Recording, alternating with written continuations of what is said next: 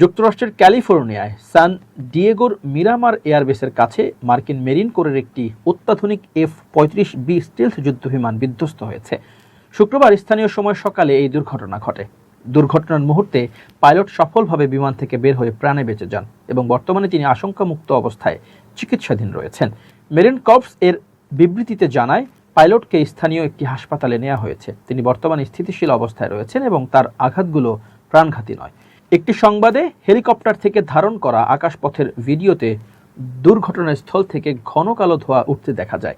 ঘটনাস্থলে একাধিক সামরিক ও দমকলের যানবাহন এবং উদ্ধারকর্মীরা উপস্থিত ছিলেন। আগুন নিয়ন্ত্রণে মাটিতে সাদা রঙের অগ্নি নির্বাপক রাসায়নিক ছিটিয়ে দেওয়া হয় এবং দমকল কর্মীদের আগুন নেভাতে কাজ করতে দেখা যায়।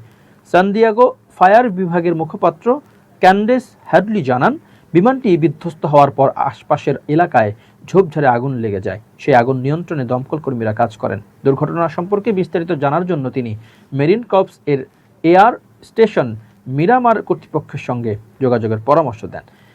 মিরামার ঘাঁটিটি একসময় মার্কিন নৌবাহিনীর বিখ্যাত ফাইটার পাইলট প্রশিক্ষণ কেন্দ্র ছিল, যা টপ গান চলচ্চিত্রে তুলে ধরা হয়েছিল।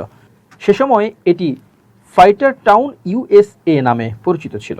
1996 সালে ঘাঁটিটির দায়িত্ব মেরিন কর্পসের কাছে হস্তান্তরের পর প্রশিক্ষণ কেন্দ্রটি নেভাডার নেভাল এয়ার স্টেশন ফ্যালনে স্থানান্তর করা হয়।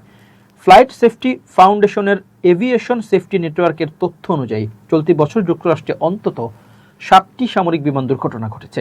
এর মধ্যে সবচেয়ে ভয়াবহ দুর্ঘটনাটি ঘটে গত জুনে, যখন ক্যালিফোর্নিয়ার মোজাভি মরুভূমিতে উড্ডয়নের কিছুক্ষণ পর একটি B-52 বোমারু বিমান বিধ্বস্ত হয়। ওই দুর্ঘটনায় বিমানে থাকা 8 জনই নিহত হন।